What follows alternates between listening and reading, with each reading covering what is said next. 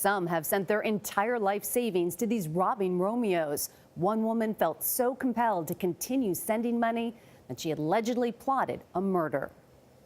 The online romance started in January when 65-year-old Roxanne Reed fell for someone she met on Facebook who called themselves Scott Humple. Reed claims the scammer started asking for money to pay medical bills. Even though they never met in person, she sent the stranger more than $50,000 over 7 months. We were able to get hold of some text messages that obviously led to the charge that we're looking at today. But when family members finally reported the scam, investigators alleged that Reed, now out of money, had been plotting to kill her 88-year-old mother. She's now been charged with several counts of fraud and conspiracy to commit murder with the fake Scott Humple. Have you ever been in a relationship with Roxanne Reed? No. The real Scott Humple lives over 1,200 miles away in Corpus Christi, Texas. 7 years ago, Humple's wife died in a plane crash. Soon after, he started receiving suspicious messages on Facebook. It just seemed odd because I didn't know them. So I'd send a message back and say, "Do I know you?" And then they'd say, "Yes, I've been conversing with you on Christian Mingle or on Match.com or something for months."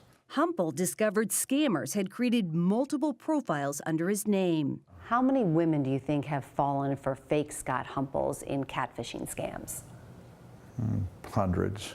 Adam Levin is the founder of CyberScout and an expert in identity theft. He says Humple checked off all the boxes for a catfisher, a handsome, well-to-do widower. How would you describe these catfishing fraudsters? They're emotional terrorists. Emotional terrorists. They don't care who they destroy, how they destroy them, whatever. All they want is they want money. We reached out to several social media sites. Facebook said it advises users not to accept suspicious requests, while Match.com said it asks users to never send money or share financial information. Levin says that while catfishing has become more sophisticated, the red flags are always there.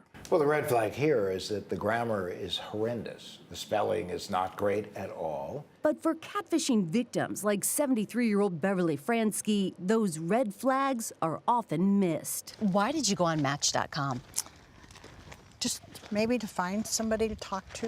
The retired nursing assistant lives in Golden Valley, Arizona. She fell for a man claiming to be a 61-year-old serviceman who told her he was stationed in Afghanistan. Oh, he just looked like a nerd. He looked like a nerd, Yeah. someone you could trust. Yes. The catfisher sent Beverly a copy of his fake passport. He only signed his first name and was wearing a hat.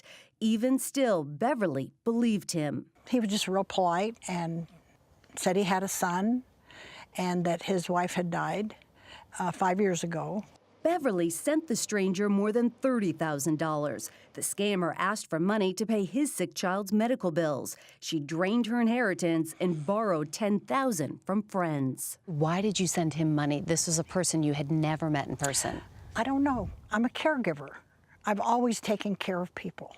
And it was one promise after another, I'll pay you back when I get home and oh, blah, blah, blah. Are you embarrassed that this happened? No. How do you feel? Disgusted Disgusted. and mad and hurt.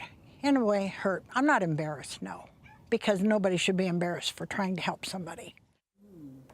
She said it was an expensive education. This problem won't go away for the real Scott Humple, who still receives up to 10 messages each day from people around the world.